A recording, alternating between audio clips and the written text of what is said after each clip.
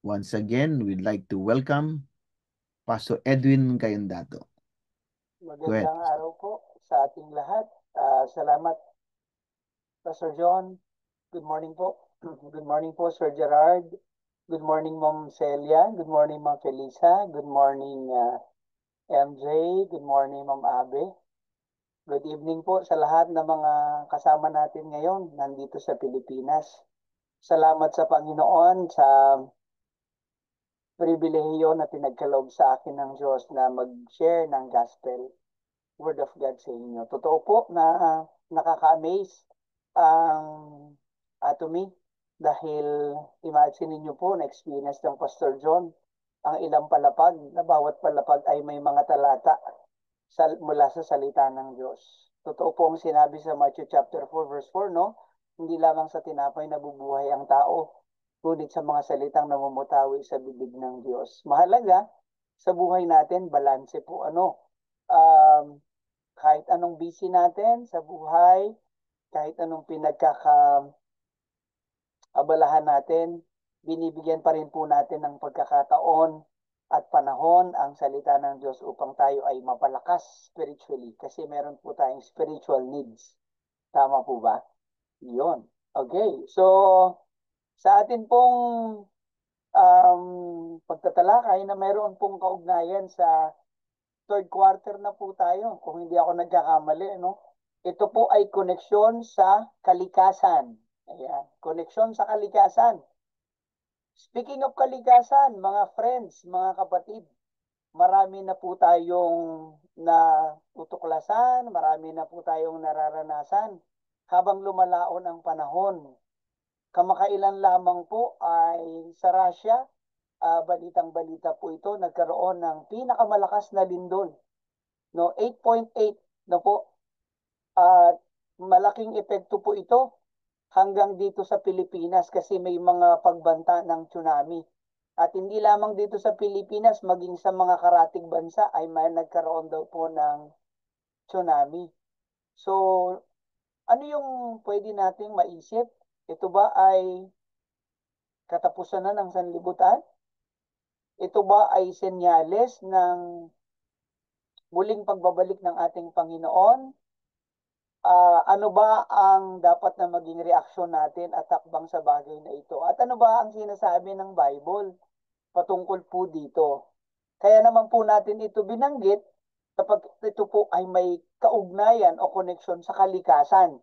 Base po doon sa vision motto ng Atomy 2025, everything happens as your words say. No po? Kung meron po kayong Bible na hawak ngayon, punta po tayo sa Isaiah chapter 44. No? Isaiah chapter 44 verse 21. Basahin ko po sa Tagalog, no? Sinabi ni Yahweh, tandaan mo Israel, ikaw ay aking lingkod. Nilalang kita upang maglingkod sa akin. Hindi kita kalilimutan, ang pagkakasala mo'y pinawi ko na. Naglahong ulap ang katulad. Ika'y manumbalik dahil tinubos na kita at pinalaya. Magdiwang kayo kalangitan, gayon din kayo kalaliman ng lupa. Umawit kayo mga bundok at kagubatan, sapagkat nahayag ang karangalan ni Yahweh nang iligtas niya ang bansang Israel. Akong si Yahweh na iyong tagapagligtas ang lumikha sa inyo. Ako ang lumikha ng lahat ng bagay. Ako lamang mag-isa ang nagladlad nitong kalangitan at nag-iisa ring lumikha ng sanlibutan. Aking binibigo ang mga sinungaling na propeta at ang mga manghuhula. Ang mga marurunong ay ginagawa kong mangmang at ang dunong nila ay ginagawa kong kahangalan. Ngunit ang pahayag ng mga lingkod ko ay pawang nagaganap at ang mga payo ng aking mga sugo ay natutupad. Ako ang may sabing darami ang tao sa Jerusalem, muling itatayo ang mga gumuhong lungsod sa Huda. Isang utos ko lamang natutuyo ang karagatan. Ang sabi ko kay Siro, ikaw ang gagawin kong tagapamahala. Susundin mo ang lahat ng ipagagawa ko sa iyo. Ang Jerusalem ay muli mong itatayo. Gayon din ang mga pundasyon ng templo. Kung pupunta naman po tayo sa New Testament, gusto ko lamang po i-share sa inyo sa Matthew chapter 24. Ang sabi po dito, verse 3, habang si Jesus ay nakaupo sa bundok ng mga olibo, palihim siyang tinanong ng kanyang mga alagad, kailan po ba mangyayari ang mga sinabi ninyo? Ano po ang magiging palatandaan ng inyong muling pagparito at ng katapusan ng mundo? Sumagot si Jesus, mag-ingat kayo upang hindi kayo maligaw ni numan. Maraming paparito sa pangalan ko at magpapanggap na sila ang Kristo at marami silang maililigaw. Makakarinig kayo ng mga labanan at makakabalita ng mga digmaan sa iba't ibang dako. Ngunit huwag kayong mababahala dahil talagang mangyayari ang mga iyon, bagamat hindi pa iyon ang katapusan ng mundo. Maglalaban-laban ang mga bansa at ganyan din ang mga kaharian. Magkakaroon ng taggutom at lilindol sa maraming lugar. Ang lahat ng mga ito ay pasimula pa lamang ng mga paghihirap na tulad ng isang babaeng nanganganak. Putulin po muna natin hanggang doon. Makita po natin yung binasa po natin sa Isaiah kung saan ito po ay propesiya. Sa Bible po, pag binanggit po yung salitang propeta, sila po yung mga tinatawag na spokesperson ng ating Diyos. Ano po? Sa New Testament, ang kahuli-hulihan pong prophet, walang iba si John the Baptist. Siya po yung nag-prophesy sa pagdating ng Mesias. Okay? Walang iba kundi si Juan. Nabasa po natin ang mga talatang itong binanggit ng sa Isaiah hanggang sa New Testament. Ano po yung connection nito sa atin? Marahil yung nangyari sa Russia talagang nakakagulat. Imagine niyo po, magnitude 8.8 na napakalakas na lindol. Dito po sa Pilipinas, marahil sa atin, karamihan ngayon naka-join ay mga Pilipino. Balitang-balita po dito yung tinatawag na the big one. At hindi po malaman kung kailan darating. At ang inaalala ng mga Pilipino ay kung papaano ito susuungin, kung papaano ito haharapin.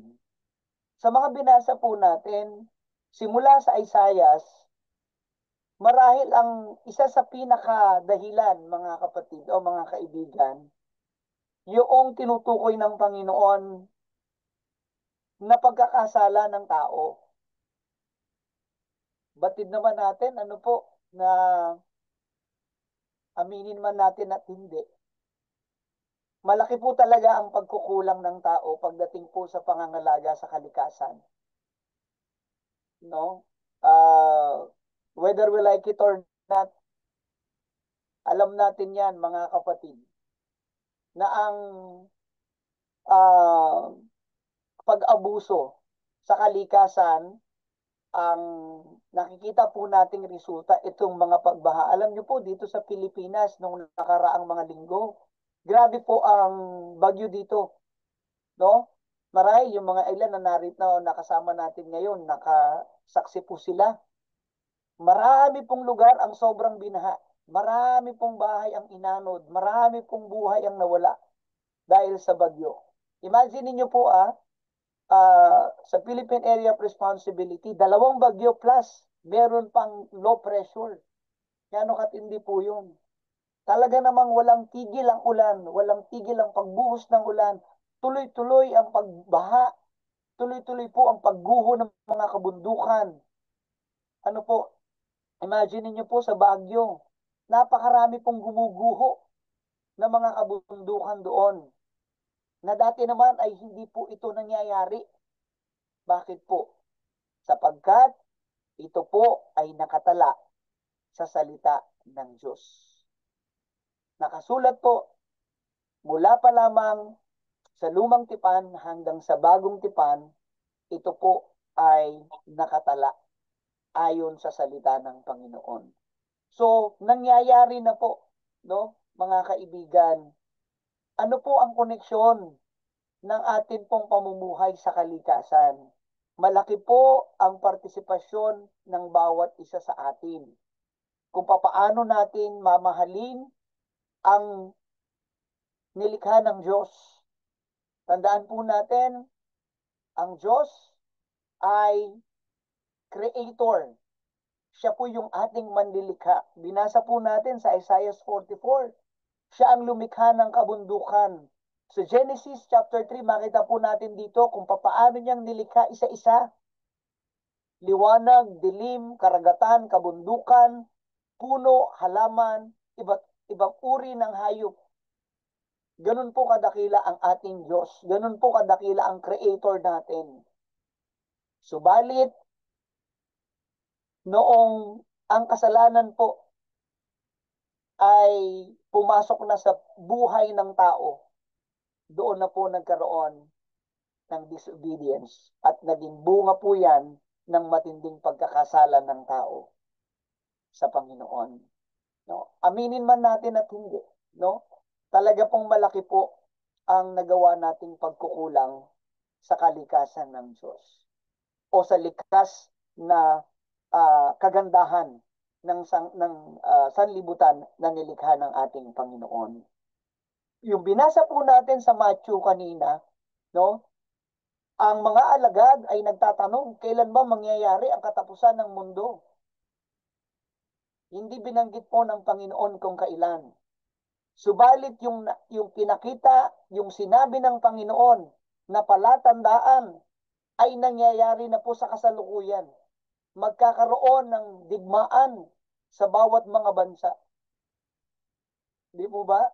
Kung di po ako nagkakamali, ang Cambodia ata at hindi ko alam kung ano yung kalaban. Uh, I think Malaysia, hindi ko po sure. Ang Russia, di po ba? Marami pong mga bansa na ang nag-aaway, nagkakaroon ng digmaan. Yung binanggit po ng ating Panginoon, di ba? Yung lindol, sabi niya maglalaban sa verse 7 ng Matthew 24, maglalaban-laban ang mga bansa, gayon din ang mga kaharian. Magkakaroon ng taggutom at lilindol sa maraming lugar. Di po ba? Nangyayari, hindi. Kasalukuyan pong nangyayari. Dito po sa Pilipinas, may mga mangilan-ngilan pong paglindol na. 4.5, 6.5, 5.5, no? Nangyayari na po. Pagguho ng mga lupa, ng kabundukan, patuloy na pagbaha, no? Pagtabo ng tubig sa maraming lugar. Nakakalungkot. Nakakalungkot po ang mga nangyayari. Subalit ano po ba ang mga bagay na ito? Marahil isa po itong wake-up call sa atin ng ating Panginoon. Una sa lahat, magbalik loob tayo sa Diyos. Sapagkat ano ang sabi po doon ng Panginoon? Di ba? Ang pagkakasala mo'y pinawi ko na. Naglahong ulap ang katulad. Ika'y manunumbalik dahil kinubos na kita at pinalaya. Salamat sa Diyos. Dahil ang pag-ibig ng Panginoon ay wala pong limitasyon. Kung ang tao po ay laging magbabalik loob sa Panginoon, aaminin natin yung pagkukulang natin sa harapan ng Diyos. Magkakaroon po tayo ng tiyak na kaligtasan sa ating buhay. At pagkatapos nun, makikita po natin kung paano natin susundin ng may katapatan ang kalooban ng Diyos. Mahalin ang Diyos, mahalin ang kapwa. Kapag minamahal natin ang ating kapwa, gagawa natin ng mabuti. At kasunod noon yung ating kalikasan. Mamahalin po natin kung ano yung mga bagay na binigay sa atin at pinagkatiwala sa atin ng Diyos. Mamahalin natin kasi siya yung creator natin. Lahat ng bagay na nilikha ng Diyos, mamahalin natin. Like for example, yung kalikasan na pinagkatiwala sa atin. Di po ba, inetrust sa atin yan ng Lord eh. From the beginning, ipinagkatiwala na po yan kay Adan at kay Eva. Okay. No? Hanggang sa panahon natin. No? At yun po ang nagiging matibay na pundasyon ng ating pananampalataya na maaari nating ibalik sa pamamagitan ng ating pakikipag-ugnayan sa Panginoon, sa Diyos. Meron lamang po akong 3 W na pwede kong i-share sa inyo bago po ako magtapos. No? Yung title po ng topic ko ngayon is about readiness, kahandaan. No? Sa anong larangan po tayo naghahanda? Sa anong aspeto tayo naghahanda, mga friends? No? Sa business, bakit tayo nagbi-business? 'Di ba? Ano yung dahilan kung bakit tayo pumapasok sa mga businesses? Para yung atin pong future, yung kinabukasan, maging stable tayo. 'Di ba? Maging maganda ang kinabukasan ng ating mga mahal sa buhay. Bakit tayo nag-i-invest sa maraming mga bagay? 'Di ba? May dahilan kung bakit So sa makatuwid, naghahanda tayo sa iba't ibang aspeto ng buhay natin. Para ano? Para maging secured. Para maging maalwan ang buhay. Hindi mo to ginagawa ng walang dahilan. Wala naman sigurong taong ganun, no? Yung gagawa ka ng, mag-i-invest ka ng mga kung ano-ano sa buhay mo na wala namang dahilan. Mahirap po yun. Di ba? Kapag ang isang bagay, pinaglaanan mo ng panahon, meron kang dahilan. So, 3 W po gusto kong i-share sa inyo ngayong gabi. Yan. Kung meron pa tayong oras. Pastor John, pakisenyasan nyo lang ako pag ako ay sobra na. Okay. Una, unang W, dapat ready to work. Yan. Ready to work. Yung bagay na ipinagagawa, una ng Diyos sa buhay natin. Ano mang bagay na mabuti, ano mang bagay na nakapagbibigay ng kaluguran at kaluwalhatian sa Diyos. Ano mang mga bagay na nais niya para sa atin, gawin natin bilang paghahanda doon sa pagsunod natin sa kalooban ng Diyos. Sa 2 Timothy chapter 2 verse 21, makikita po natin dito, yung binabanggit po dito na mabubuting gawa. Ito yung mga mabubuting gawa na nakapagbibigay ng kaluguran sa Diyos. But of course, kapag ito ay nakalulugod sa Diyos, ang magbe-benefits nito yung ating kapwa. No, yung ating kapwa. Blessing po talaga ang atomy sa atin sapagkat gumagawa tayo. Isinishare natin ang atomy kung gaano kaganda ang produkto ng atomy. Di ba?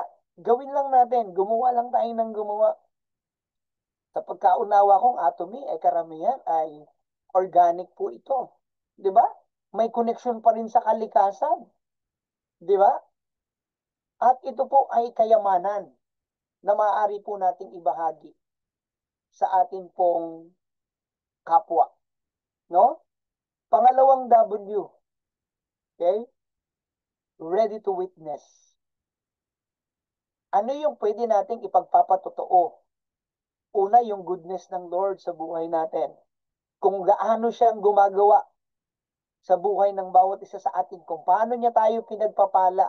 Kung paano niya tayo iniingatan sa bawat kilos sa ating mga buhay. No, saan man tayo naroon, nasa biyahe ka man, natutulog ka man, gumagawa ka man, nag-gym ka man, ano man ang ginagawa mo, 'di ba? Paano mo ito i-share sa iba? Paano ka nagiging witness doon sa goodness ng Lord sa buhay mo? Sa 1 Peter chapter 3 verse 15, no, yung pagpapatotoo doon sa kabutihan ng Diyos sa ating mga buhay. At to me, paano tayo po nagiging witness? 'Di ba? Tayo ba ay nagpapatotoo na wow, na-experience natin ng product ng Atomy. Maganda talaga. 'Di ba? Hindi naman mahirap naman po kasi magsabi ng hindi totoo. Kasi nungalingan na 'yon, kasalanan pa 'yon sa Diyos.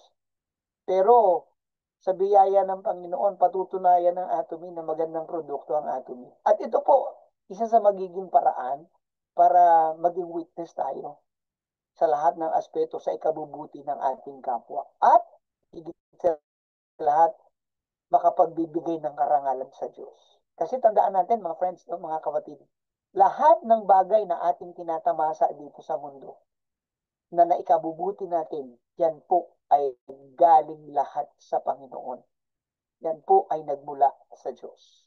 Kaya po dapat tayo maging thankful sa lahat ng bagay. Ready to work? Ready to witness? At yung pangatlong W, no? Ready to wait. Ayan. Ready to wait. Sa Luke chapter 12 verse 36, binabanggit po dito yung kung papaano tayong maghihintay ng mayroong katapatan. Alam niyo po, mga kapatid, ang scripture, ang Bible, nagsasabi po ng mga katotohanan pagdating po sa katapusan ng sanlibutan. Gustuhin man natin o hindi, mangyayari po ang nakasaad sa banal na kasulatan. Pero habang hindi pa nangyayari ang muling pagbabalik ng ating Panginoon upang ang lahat ng tao ay hukuman ayon sa ating mga ginawa, mabuti man o masama, naghihintay tayo ng mayroong katapatan. Naghihintay tayo na nagiging mabuting katiwala sa lahat ng bagay na ipinagkatiwala sa atin ng Panginoon. Ano ang koneksyon ng buhay natin sa kalikasan? Malaki po. Malaki. Sapagkat gaya nga po ng binanggit ng banal na kasulatan, di po ba? Ano ang koneksyon ni Eva at ni Adan sa mga nilikha ng Diyos, sa mga halaman, sa mga puno, sa mga hayop? Tandaan po natin, ang tao ang nagbigay ng pangalan sa mga hayop. Kaya, imposibleng walang koneksyon. Di po ba? Tayo po, ang tao, ang binigyan ng kapamahalaan ng Diyos sa kanyang mga nilikha. Kaya po, hindi natin maiaalis na tayo po ay may malaking kaugnayan sa kalikasan na ibinigay at ipinagkatiwala sa atin ng Diyos. Ano man pong biyaya na atin pong natatanggap mula sa Panginoon, dapat po natin itong ipagpasalamat. At tayo po na umaasa sa pagparito ng ating Panginoon, hopefully na lahat tayo ay makapiling ng ating Panginoon dun sa kanyang kaharian, dapat lagi tayong maging handa. No? Ready to work, ready to witness, and ready to wait. Magandang gabi po sa ating lahat at nawa po na pagpala tayo ng mga salita ng Diyos. Magandang gabi po muli sa lahat. Magandang umaga dito sa amin and maraming salamat Pastor Edwin sa iyong pinahayag. Purihin po ang ating mahal na Panginoon.